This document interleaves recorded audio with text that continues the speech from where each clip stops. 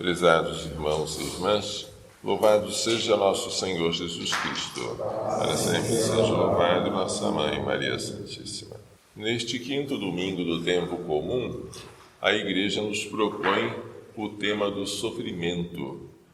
O justo Jó, atormentado por uma doença e sem saber o motivo de tanto sofrimento, recebe a visita de amigos que querem convencê-lo de que se ele está sofrendo tanto, é porque ele pecou contra o Senhor. Na verdade, não era esse o motivo. O sofrimento de Jó foi uma provação permitida por Deus para purificá-lo. O sofrimento é como uma educação, uma correção paterna. Ele dói, mas ele nos forja. É pelo sofrimento que nós aprendemos tanta coisa, purificamos as nossas intenções e adquirimos méritos diante de Deus. Jó diz: não é acaso uma luta a vida do homem sobre a terra? Seus dias não são como os dias de um mercenário que está trabalhando, cansando-se e esperando pelo seu salário? Ele sofre de manhã até à tarde. A dor não o deixa um único momento. E ele reza: lembra-te que a minha vida é apenas um sopro, e meus olhos não voltarão a ver a felicidade, a não ser que Deus intervenha, fazendo-o curar. De fato, Deus vai fazer isso, e vai tornar o final da vida de Jó mais feliz do que no início. Mas primeiro Deus o submete a uma dura provação.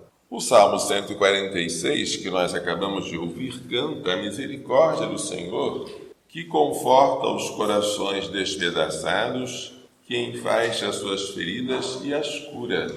O Senhor é o consolo dos sofredores. A segunda leitura, tirada da primeira carta de São Paulo aos Coríntios, fala da missão de Paulo como evangelizador. Evangelizar, para ele, é uma imposição, um encargo. Ai de mim se eu não evangelizar. Mas, ao evangelizar, ele renuncia aos direitos que teria. O direito, por exemplo, de ser sustentado pela comunidade. Mas, para não ser pesado, ele prefere renunciar a esses direitos. Ele prefere trabalhar para sustentar a si mesmo, a fim de dar um exemplo, a fim de não causar um peso nos outros. Embora ele fosse livre, ele se tornou escravo de todos. Embora ele não precisasse trabalhar como curtidor de peles, como fabricante de tendas, juntamente com o casal Áquila e Priscila, ele prefere trabalhar com as próprias mãos, ele prefere tornar-se escravo sem usufruir a liberdade que o Evangelho lhe dava, para poder lucrar o maior número possível de almas. Com os fracos eu me fiz fraco para ganhar os fracos. Com todos eu me fiz tudo para certamente salvar alguns. Por causa do Evangelho eu faço tudo para ter parte nele. São Paulo entende que o Evangelho é a razão de ser da sua vida. Ele tem que anunciar aos outros não só que o sofrimento já foi redimido por Cristo e adquiriu o valor de redenção, como também que espera por nós o céu em que veremos a Deus face a face e no fim dos tempos a ressurreição, em que o nosso corpo doente e cansado vai ressurgir glorioso como o de Cristo. Tudo isso é boa nova e São Paulo quer anunciar. Boa nova esta que supõe da parte do povo a aceitação. Quando aqueles que são evangelizados aceitam o Evangelho, então convertem-se, mudam de coração, deixam-se batizar e esquecem o homem velho para se revestir de Cristo. O Evangelho hoje apresenta Jesus na cidade de Cafarnaum fazendo muitos milagres e exorcismos. Um deles é a cura da sogra de Simão, chamado Pedro. Ela estava com febre, Jesus vai até a casa onde ela está, segura pela mão, ajuda a levantar e a febre desaparece. E ela começa a servir os discípulos.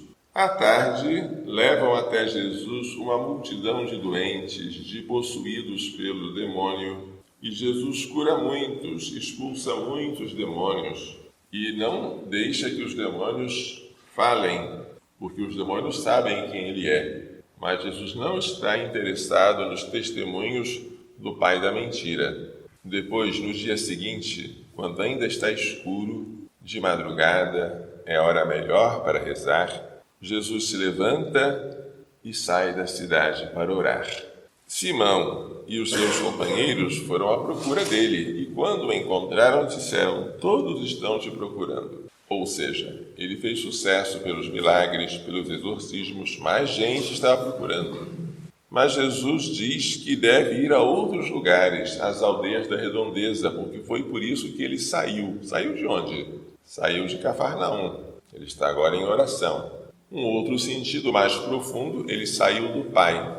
Ele saiu do Pai para evangelizar não só uma cidade, mas muitas. Então ele não pode ficar preso, enraizado. Ele tem que ser livre para se locomover. Assim deve ser o missionário. Neste evangelho, Jesus aparece como alguém que cura doenças e dá um sentido a elas. Uma doença lembra o pecado. O pecado é a pior das doenças. Comparada com o pecado, nenhuma doença é grande.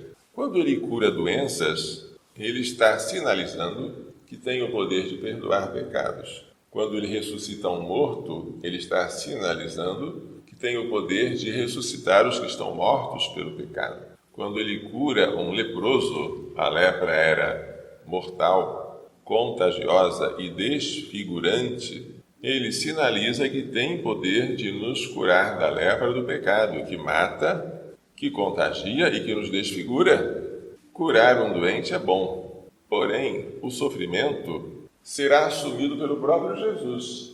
Ele não vai fugir da cruz que lhe foi destinada. Nem sempre deixar de sofrer é o melhor. Às vezes, quando se tem saúde, aproveita-se da saúde para ofender a Deus. E às vezes, estando doente, aquela doença serve para me aproximar de Deus. O importante é que a gente saiba, na saúde ou na doença, fazer a vontade dele. Quando nós estivermos doentes, o que nós podemos e devemos fazer? Juntar a nossa dor à de Cristo.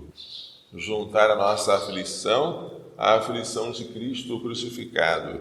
Unir os nossos sofrimentos ao sofrimento dele, pela salvação do mundo.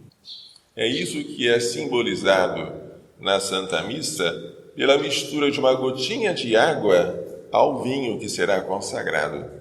Aquela gotinha representa nós, que nos unimos a Cristo.